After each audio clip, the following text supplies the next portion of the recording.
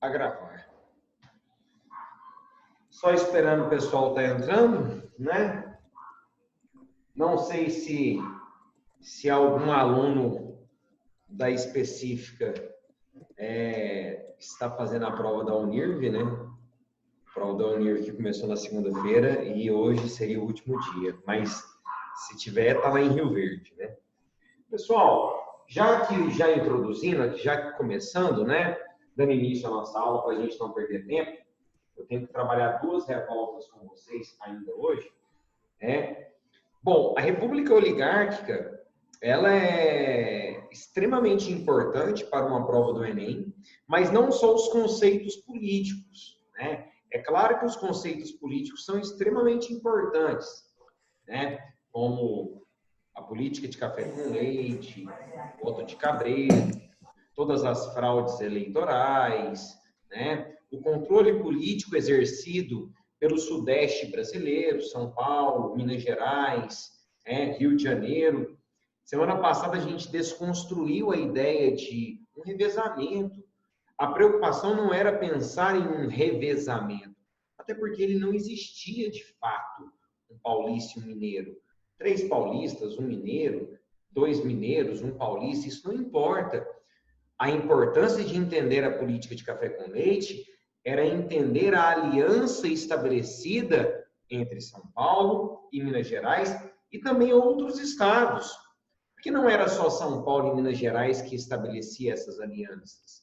Era São Paulo, era Minas Gerais, era o Rio de Janeiro, era Paraíba, era Goiás. Vários estados onde oligarquias tradicionais tinham força, tinham influência política, em vários estados nós tínhamos apoio à política de café com leite. Porque junto com a política de café com leite, e eu coloquei uma questão sobre isso para vocês, junto com a política de café com leite, vinha também o clientelismo. O que era o clientelismo? Né?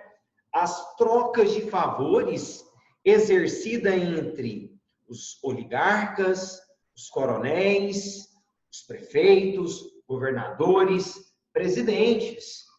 Os coronéis elegiam prefeitos, elegiam governadores, deputados, senadores, forçavam o seu curral eleitoral a votar nos presidentes que eram candidatos à política, mas existia algo em troca de tudo isso. Eles não faziam isso de graça, né? E o que eles recebiam em troca? Eles recebiam clientelismo. E o que era o clientelismo? As trocas de favores. Olha, o estado de Goiás, representado pela família Caiado, apoiou a eleição do presidente Campos Salles. Se tem um dos presidentes da política de café com leite, né? Então, o estado de Goiás apoiou a eleição do presidente Campos Salles. O presidente Campos Salles vinha até Goiás e construiu uma estrada, uma ponte, uma escola, uma praça, né, um hospital. Isso é o clientelismo, as trocas de favores que, de fato, existiam entre os políticos. Agora, a população ela vai ser marginalizada. Algumas regiões do Brasil serão marginalizadas. Por exemplo, no Nordeste brasileiro, nós teremos duas revoltas que frequentemente caem na prova do Enem, a lista, eu mandei a lista para vocês, eu acho que vocês viram já, mas nós teremos duas revoltas no Nordeste que estão diretamente associadas a esse domínio exercido pelas oligarquias, pelos coronéis, pelos oligarcas, e esse domínio político exercido pelo Sudeste brasileiro. Nós tivemos, durante toda a República Oligárquica, de 1894 a 1930, o cangaço. O que é o cangaço, né? Tem aí como os principais... Já pode descer, tá vindo das 136.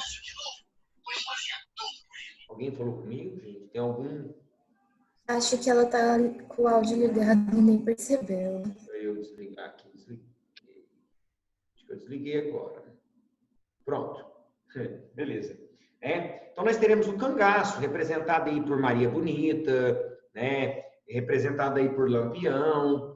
O cangaço Era um movimento de rebeldia no Nordeste brasileiro, de 1894 a 1930, em que pessoas cansadas do domínio das oligarquias começaram a viver escondidos no sertão nordestino e começaram a invadir fazendas, invadir cidades, invadir igrejas e saquear tudo que eles encontravam pela frente. Isso é o cangaço. Tivemos também a formação da Vila de Canudos, liderada por Antônio Conselheiro, né, uma vila messiânica, onde milhares de pessoas, chegamos a ter 30 mil pessoas vivendo em Canudos. E estavam ali também como uma forma de resistência às oligarquias locais, às oligarquias tradicionais. Né? Até porque eles trabalhavam de forma cooperativa na Vila de Canudos, no interior da Bahia, e dividiam a produção agrícola basicamente igualmente entre toda a população, não tinha exploração de mão de obra. Né? Não tinha desigualdade. Até tinha, né? Até tinha sim desigualdade. É lógico que Antônio Conselheiro, ele tinha privilégios e as pessoas mais próximas a ele também tinham privilégios. Mas era menor da desigualdade estabelecida pelas oligarquias tradicionais. Então nós tivemos o cangaço, nós tivemos a Vila de Canudos e agora, na capital brasileira, nós também teremos, durante essa república oligárquica, na capital brasileira, nós teremos duas revoltas de extrema importância. A revolta da vacina e a revolta da chibata. Interessante, porque a revolta da vacina caiu no Enem do ano passado. Né? Por que eu falo que é interessante? Porque eu não sei se vocês estão acompanhando, né? Mas a Inglaterra já anunciou que a partir da semana que vem vai começar a vacinar a população inglesa. Como lá a população é um pouco maior de 45 milhões de habitantes, eles vão vacinar rapidamente. No final de janeiro, eu acho que a população inglesa vai estar totalmente vacinada.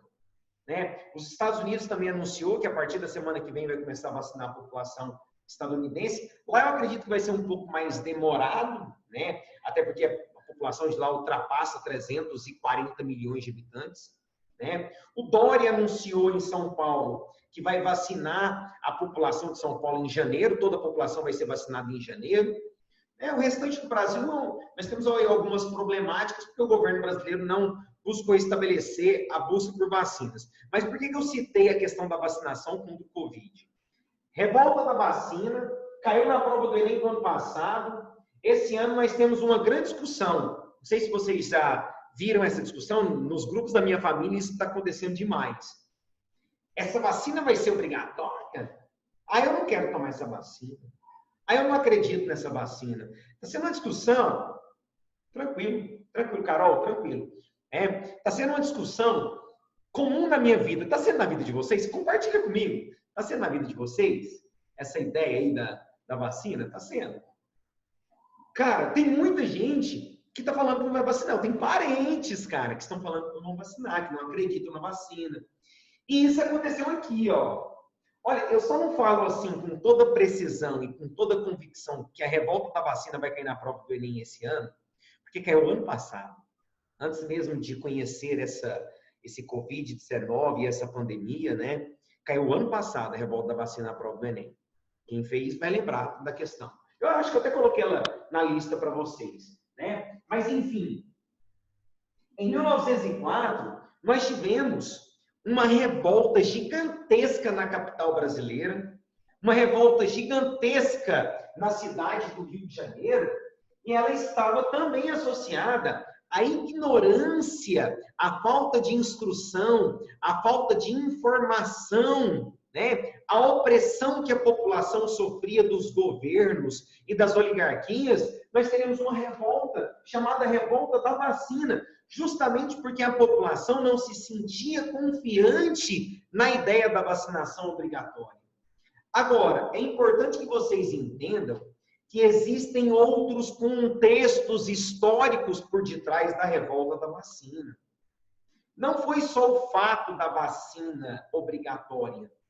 Durante muito tempo, os vestibulares, Enem, o FG, o EG, né? Durante muitos anos, eles focaram na ideia da vacinação. A vacina obrigatória foi o principal motivo, mas não foi. Você tem que voltar lá no governo do presidente Campos Salles, né? Campos Salles, ele assumiu o governo brasileiro em 1898 e governou até 1902, Campos Salles. O mandato era de 4 anos sem reeleição. Então, ele assume em 1898, após Prudente de Moraes, e governa até 1902. Só que em 1900, estava citando 1900, em 1900, Campos Salles, ele inicia um processo de urbanização da cidade do Rio de Janeiro. Urbanização da cidade do Rio de Janeiro. A ideia dele era urbanizar a cidade do Rio de Janeiro e destruir os cortiços. Só que para urbanizar a cidade do Rio de Janeiro, ele pegou a população que vivia no centro do Rio de Janeiro, só que vivia nos cortiços, e jogou nas favelas.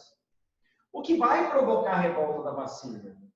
A revolta da vacina foi uma revolta urbana, na capital brasileira, cidade do Rio de Janeiro, que naquela época tinha aproximadamente 100 mil habitantes. Uma revolta de caráter popular, de total caráter popular, e teve como motivos a vacina obrigatória? Sim. Na época, o secretário da Saúde da cidade do Rio de Janeiro era o médico sanitarista Oswaldo Cruz. Oswaldo Cruz foi convocado pelo presidente, Aqui já era o presidente Rodrigues Alves. Campos Salles governou até 1902. Rodrigues Alves governou de 1902 a 1906, Campos Salles, ele iniciou o processo da revolta, que foi destruir os cortiços, urbanizando a cidade do Rio de Janeiro e marginalizando a população mais pobre nas favelas. Só que em 1904, o secretário da Saúde da cidade do Rio de Janeiro, Oswaldo Cruz, o médico sanitarista e famoso médico Oswaldo Cruz, do Instituto Oswaldo Cruz, ele, convocado pelo presidente para assumir a pasta do Ministério da Saúde, ele deu a ideia, então, de vacinar a população de forma obrigatória. Eu não sou a favor da vacina obrigatória. Até hoje, não sou. Democracias não podem nos obrigar a fazer absolutamente nada. Nosso direito individual é o direito também de tomar as nossas decisões. Mas eu sou a favor da vacinação. Entenda, a obrigatoriedade tira os meus direitos individuais, apesar que eu sou total a favor de qualquer tipo de vacinação. Porque nós temos cientistas, institutos importantíssimos que desenvolvem essas vacinas. No caso do Brasil, em 1904, ainda não tínhamos o Instituto Butantan. Mas Oswaldo Cruz foi até Londres, na Inglaterra, comprou um lote gigantesco de vacinas contra varíola, contra febre amarela, e trouxe essas vacinas para o Brasil.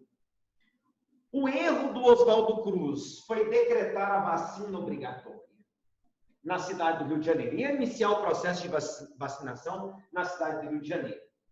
O erro foi decretar a vacina obrigatória.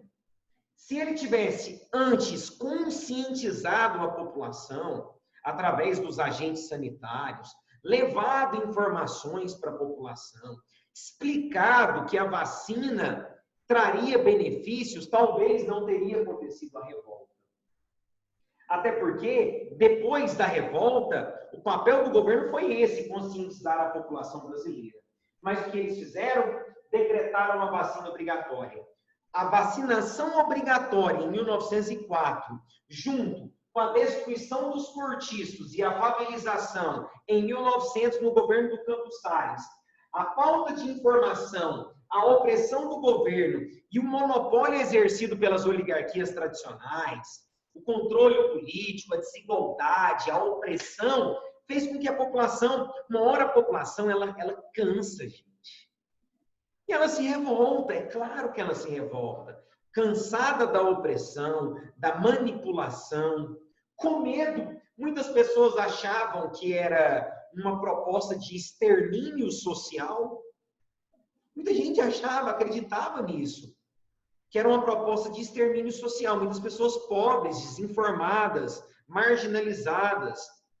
E aí o que eles fizeram? Juntaram toda a população das favelas do Rio de Janeiro, que cansadas já do processo de exclusão, de marginalização, que foram expulsos do centro do Rio de Janeiro quando seus cortiços foram destruídos no projeto de urbanização do Rio de Janeiro, projeto do presidente Campos Salles, revoltados com o presidente aqui agora, Rodrigues Alves, e com Oswaldo Cruz, eles desceram as favelas e foram para o centro do Rio de Janeiro e quebraram tudo. A revolta da vacina nada mais foi do que a população saindo das favelas, indo para o centro do Rio de Janeiro e quebrando tudo. Quebraram bancas de revista, invadiram prédios públicos, capotaram os bondinhos, que era o meio de transporte da época, destruíram absolutamente tudo que encontraram pela frente. Inclusive saquearam mercadinhos, né? Saquearam bancas de revistas, saquearam prédios, porque também a população já estava cansada. E aí você tem uma grande maioria negros, afro-americanos, afro-brasileiros, né? Que lutavam capoeira e que utilizaram a capoeira como instrumento de revolta naquele momento, e a capoeira era utilizada como instrumento de revolta, e aí eles destruíram o centro do Rio de Janeiro. O governo brasileiro, na época presidente, Rodrigues Alves, ministro da Saúde, médico sanitarista Oswaldo Cruz. Os dois recuaram na vacinação obrigatória, recuaram porque os agentes sanitários subiam a favela com a vacina junto com policiais armados para vacinar a população obrigatória. E a população descia e quebrava tudo. Então eles recuaram, não subiam mais a favela, e quando a população descia, né, para ir trabalhar, os agentes sanitários chamavam de forma voluntária a população e explicavam a importância da vacina. E explicava que ricos, que pobres, que a classe média, que negros, que brancos, todos seriam vacinados. E aí eles começaram a perceber que não existia nenhum projeto de extermínio mesmo. A cidade do Rio de Janeiro cresceu muito no início do século XX, urbanizou de forma despreparada com a favelização. Muitas doenças surgiram no Rio de Janeiro, como febre amarela, varíola, o retorno da peste bubônica. Nós temos muito casos da peste bubônica no início do século XX na cidade do Rio de Janeiro. Ali entre 1918 e 1920 tivemos até a gripe espanhola. Então a preocupação era, vamos vacinar todo mundo. E aí, conscientizando a população, olha que interessante, a população parou de revoltar, parou de invadir o centro do Rio de Janeiro e quebrar tudo, e a própria população, aos poucos, foram até os centros de saúde vacinar. Muitos não vacinavam, mas a maioria acabou sendo vacinada. O que, naquela época, entre 1904 e 1910, diminuiu radicalmente casos de varíola e casos de febre amarela no Brasil. Ou seja, deu certo a vacinação. O problema foi a forma opressora do governo de determinar a vacina obrigatória, a forma opressora do governo de destruir os cortiços, de não levar a informação à população. O problema foi que a população já estava cansada do domínio das oligarquias. Então ela se revolta no Nordeste, Cangaço, né, Vila de Canudos, ela se revolta também na capital brasileira. E não para por aí. Porque em 1910, teremos mais uma revolta na cidade do Rio de Janeiro, capital do Brasil, mais uma revolta popular, só que agora uma revolta dentro da Marinha Brasileira, olha aqui, ó, uma revolta dentro da Marinha Brasileira e provocada por negros. Negros. Muitos deles já nasceram livres, mas muitos também ex-escravos, que nasceram nas senzalas.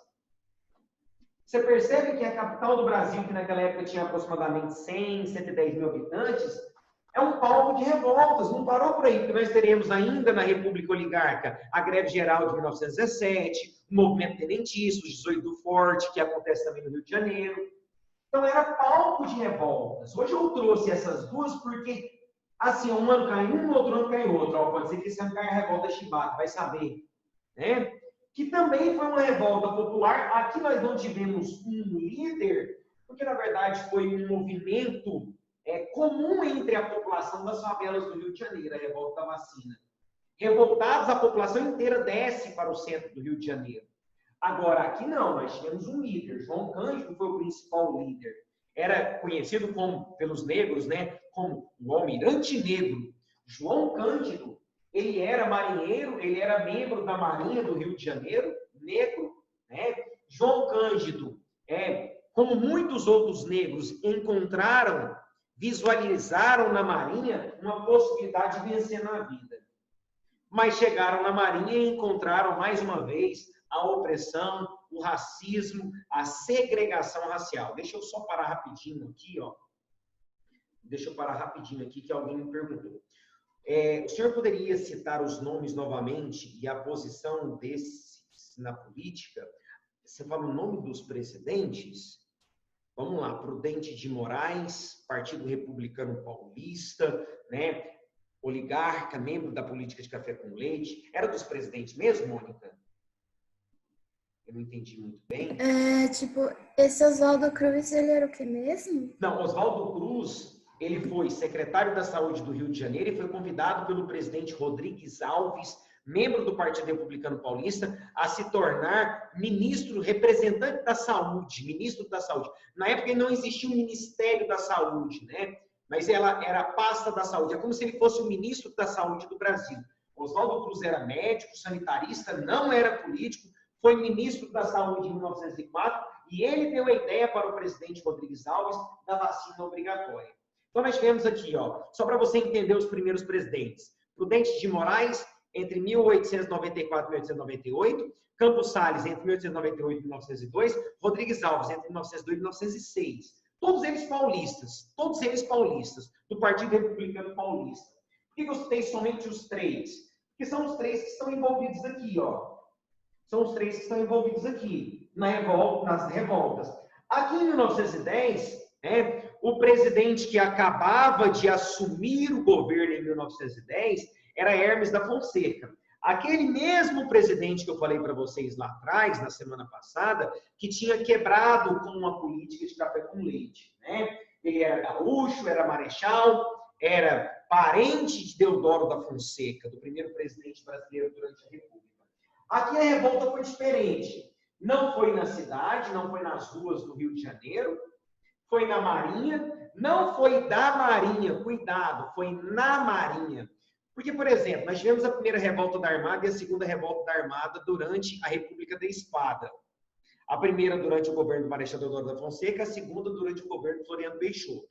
Essas duas revoltas que eu acabo de citar para vocês foram revoltas da Marinha, cuidado. Aqui nós temos revoltas na Marinha, contra a Marinha, contra os castigos físicos que aconteciam dentro da Marinha brasileira. Então, a revolta da Chibata, ela acontece na Marinha, no Rio de Janeiro, uma revolta popular de negros, ex-escravos, ou aqueles que já tinham nascido livres, mas muitos deles eram ex-escravos. Quando acabar a escravidão no Brasil, gente, muitos ex-escravos saem das fazendas que eles trabalhavam durante o período da escravidão e vão viver nas grandes cidades à procura de emprego. Foi o caso, por exemplo, de João Cândido, muito novo na época, vivia com sua mãe, já era inclusive livre porque nasceu pós-lei do ventre livre, mas tinha que viver com a mãe na senzala. Essas pessoas saíram das fazendas e foram viver nas cidades. E nas cidades, muitos deles ficaram desempregados, eles não eram marginalizados, eram segregados, existia um racismo muito grande. Tanto que eu falo que o processo de favelização foi uma estratégia do Campos Salles de tirar o pobre, mas principalmente o negro, do centro do Rio de Janeiro, mandando para onde? Para as favelas. Tanto é que boa parte da população que vive nas favelas até hoje da cidade do Rio de Janeiro são pessoas afro-brasileiras. E aqui não foi diferente. Esses negros, ex-escravos, esses negros que viviam no Rio de Janeiro estavam desempregados, eram segregados, eram marginalizados e estavam cansados do castigo físico. A escravidão tinha acabado, mas as tradições durante a escravidão parece que não tinha acabado. Como assim as tradições? Os negros sofriam castigos físicos, os negros sofriam racismo, os negros sofriam segregação. Dentro da Marinha do Rio de Janeiro, eles tinham péssimos salários só pela cor da pele. Eles recebiam menos do que brancos, que tinham a mesma patente política do que eles, cara. A mesma patente da Marinha do que eles. Eles recebiam menos. Não tinham direitos. Recebiam os piores trabalhos, por exemplo. Não trabalhavam na máquina de armas, na sala de armas. Não trabalhavam nos porões, limpando os banheiros. Então, eles tinham os piores trabalhos, os piores salários, sofriam racismo, sofriam segregação. O que eu vou falar aqui para vocês agora parece absurdo, mas não é mentira. Recebiam até menos comida do que os brancos. Além do salário ser diferente, recebiam até menos comida. Eles chamam de ração. Dentro do exército da marinha, até hoje, eles chamam de ração. Eles recebiam menos. Agora, o pior era o castigo físico. Porque a escravidão tinha acabado. Como assim? Né? Os capitães castigavam os negros, que eram homens livres, semanalmente, diariamente, caso não cumprissem suas atividades. Mas muitas vezes essas atividades eram excessivas e eles eram mal alimentados. E em 1910 acontece algo muito complicado, né? Marcelino Rodrigues, ele recebeu uma ordem para limpar sozinho todo o porão do navio. Ele estava já cansado e mal alimentado e ele desafia a ordem do seu comandante. Ele não limpa o porão. E aí ele sofre um castigo físico exagerado. Exagerado. Os livros de história falam que ele levou mais de 80 chibatadas. Ele morreu de dor, de tantas chibatadas que ele levou. E depois que muitos marinheiros negros que estavam no navio viram a morte dele, liderados por João Cândido, iniciaram a revolta. Conseguiram tomar quatro grandes navios da Marinha Brasileira que ficavam aportados na Baía de Guanabara, de frente à cidade do Rio de Janeiro. 4 navios. Eles tomaram 4 navios carregados com armas, com canhões, extremamente poderosos, navios que o Brasil tinha, né, adquirido da Marinha Norte-Americana, né, armas que tinham adquirido da Marinha Norte-Americana. Então, assim, o Brasil realmente, o estado do Rio de Janeiro, a Baía de Guanabara era protegida por esses navios, e eles tomaram todos os navios. Todos. E direcionaram, os canhões geralmente ficam virados para proteger de possíveis ataques. É uma baía. Eles viraram os navios e direcionaram todos os navios para os principais pontos da cidade do Rio de Janeiro. Centro do Rio de Janeiro, Copacabana, Barra da Tijuca, Leblon, direcionaram os canhões dos navios e deram alguns tiros de alerta que não acertaram a cidade, só a praia. Eram tiros de alerta para dizer, tomamos os navios e reivindicamos algo. E o que eles reivindicaram, Calef? Primeiro, eles exigiram o fim dos castigos físicos. Fim dos castigos físicos. Melhores salários, melhores condições de trabalho. O fim do racismo dentro da Marinha. Ficaram durante dias ameaçando o governo e a cidade do Rio de Janeiro. Ficaram durante dias bombardeando as praias, não a cidade, as praias. Até que Hermes da Fonseca, Marechal Hermes da Fonseca e presidente do Brasil em 1910, decide iniciar o processo de negociação do fim da revolta, dizendo que daria anistia a todos envolvidos, se eles então entregassem os navios para a Marinha Brasileira. Bom, o governo brasileiro deu anistia a muitos dos envolvidos, muitos, não todos. Por exemplo, João Cândido ficou preso durante alguns anos numa prisão no Mato Grosso. E outros livres também. Alguns que tentaram enfrentar a Marinha acabaram sendo mortos. Nós temos vários casos de pessoas que foram mortas e outras que foram presas. A maioria acabou recebendo anistia e ficaram na Marinha, trabalhando na Marinha. Mas Hermes da Fonseca tomou uma decisão que mudou a história do Brasil. E eu falo que a Revolta da Chibata foi uma grande vitória dos negros dentro da Marinha brasileira. E essa vitória não foi só na Marinha, porque essa vitória ela também chegou no Exército Brasileiro. Hermes da Fonseca criou uma lei que determinava o fim dos castigos físicos, tanto na Marinha como no Exército Brasileiro, para qualquer pessoa, seja ela de negra, seja ela branca. Os castigos físicos legalmente eram proibidos no Brasil. e determinou que os salários deveriam ser equiparados. O problema é que as tarefas não eram as mesmas e os negros nunca chegavam a patentes altas. E o salário vai melhorando de acordo com a melhoria das suas patentes. Eles nunca chegavam a patentes altas. Mas nós historiadores consideramos a revolta da Chibata uma grande vitória, tal como a revolta da vacina foi uma manifestação muito forte da população, dizendo, peraí, chega, estamos cansados da opressão, do controle social. E não para por aí. Por que não para por aí? Porque entre 1912 e 1916, lá em Santa Catarina, nós teremos uma outra revolta de caráter popular, liderada pelo monge José Maria, chamada Contestado. A revolta do Contestado, uma revolta também messiânica, tal como a Vila de Canudos, e que estava cansada do controle exercido pelo governo federal. Perceba que eles estão cansados. E não estão cansados só do controle, da opressão, da manipulação, dos investimentos focados apenas no Sudeste, não. Estão cansados também com a corrupção. Nós teremos na década de 20 um movimento tenentista que exigia o voto secreto, que exigia o fim das fraudes eleitorais, exigia o fim do voto de cabresto, do curral eleitoral. Então a população ela está se manifestando. Tanto que Vargas, quando assume o governo, ele vai acabar com absolutamente tudo isso. Com a política de café com leite, com o voto de cabresto, com o curral eleitoral, vai decretar o voto secreto, vai criar leis trabalhistas, agradando as massas. Vargas era extremamente inteligente. Ele dizia o seguinte, para que governar para os ricos, se os ricos são 2, 3, 4% da população brasileira, eu vou governar para os pobres, porque assim eu vou ser eternizado. E, de fato, ficou eternizado. Tinha características fascistas? Tinha, mas ficou eternizado. Ponto.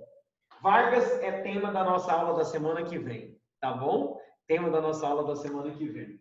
Até aqui tudo bem, gente? Alguma pergunta? Não terminei, não. Eu tenho algumas questões.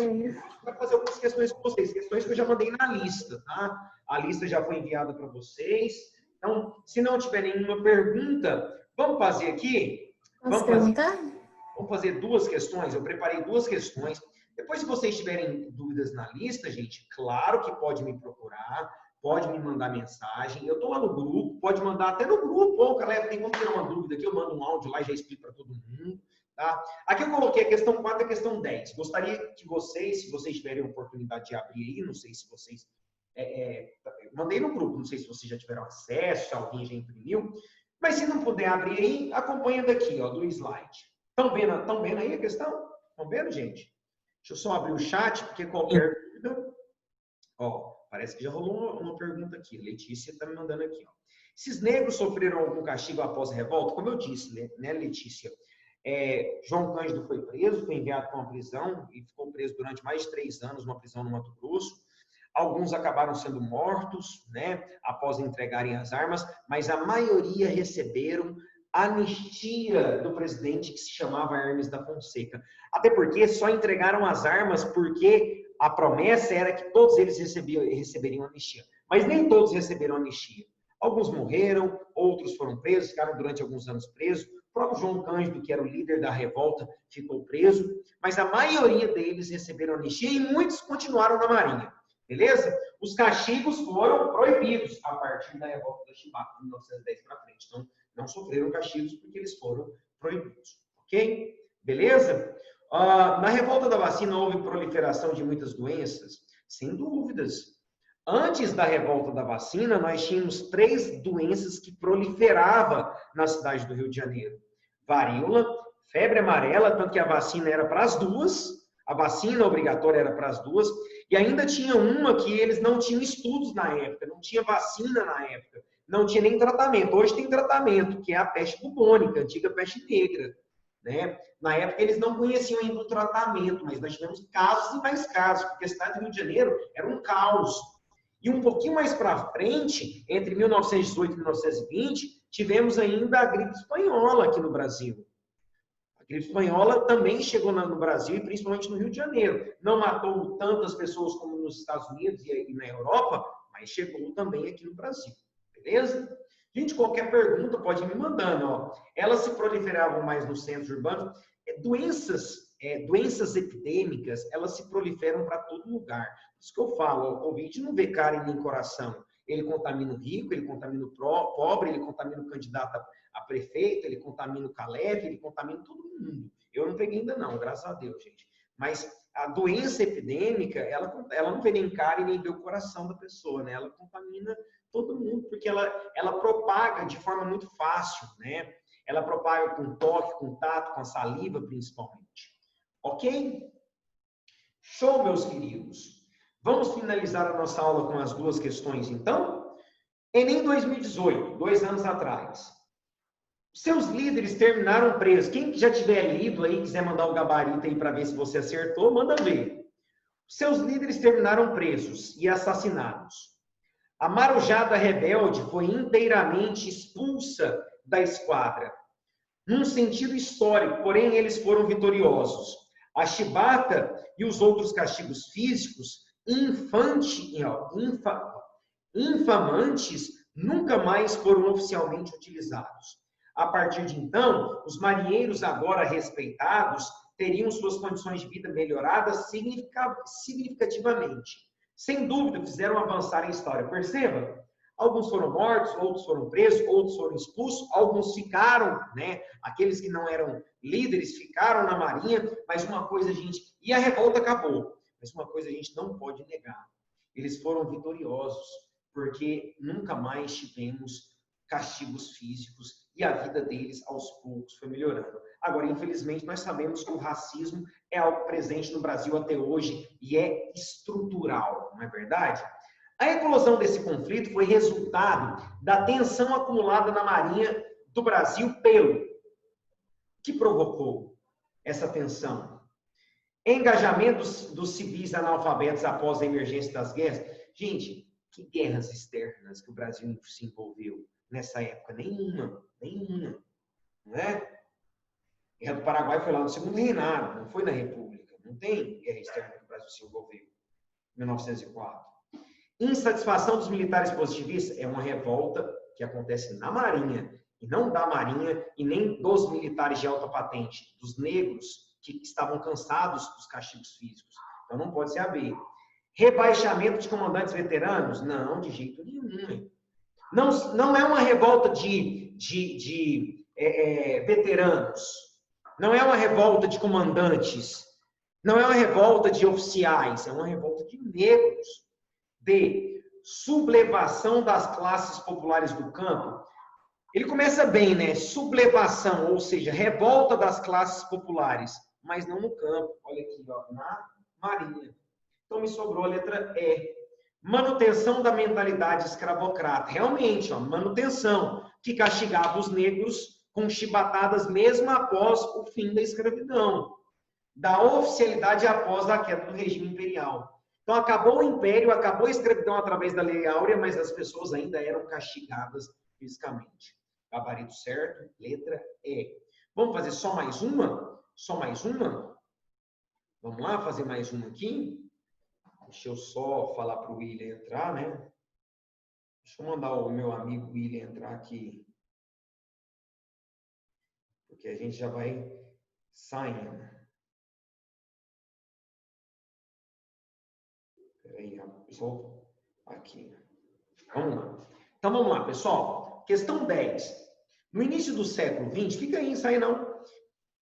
Focos de varíola e febre amarela fizeram milhares de vítimas na cidade do Rio de Janeiro. Nesse mesmo período, a atuação das brigadas mata-mosquitos e obrigatoriedade da vacina contra a varíola e a remodelação da região portuária e do centro da cidade geraram insatisfações entre as camadas populares e entre alguns políticos. Rui Barbosa, escritor, jurista, inclusive, né, Rui Barbosa foi ministro da Economia brasileira, ministro da Fazenda, assim, opinou sobre a vacina contra a varíola.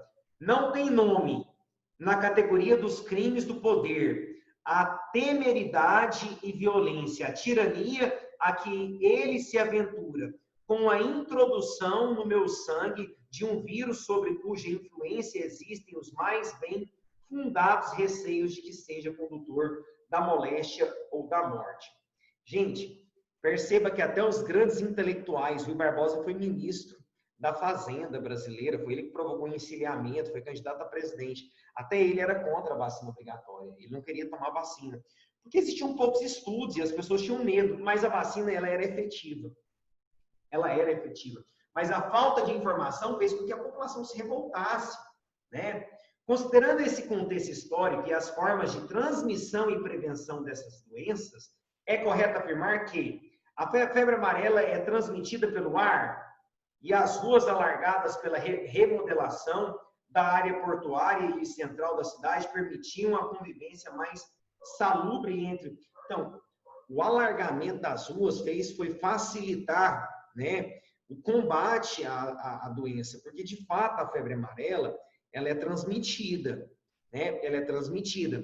E a transmissão dela é muito fácil, mas o alargamento das grandes avenidas no processo de urbanização do Rio de Janeiro, na verdade, foi ajudar a combater algumas doenças epidêmicas. Então, não pode ser letra A. O princípio de ação da vacina foi compreendido por Barbosa. Não, ele não compreendeu. Ele era contra, ele não queria ser vacinado. O texto ficou claro. C. A imposição da vacina somou-se à insatisfação populares geradas pela remodelação, ó, eu disse aqui, ó, destruição dos cortiços e favelização, né? Remodelação das áreas portuárias e central da cidade, contribuindo para a eclosão da revolta da vacina. Então, os motivos foram a vacina obrigatória, a destruição dos cortiços, a urbanização do Rio de Janeiro, a favelização e a falta de informação. Show de bola, gente? Tranquilaço? Tranquilaço? Belezinha? Alguém quer perguntar alguma coisa sobre essa questão?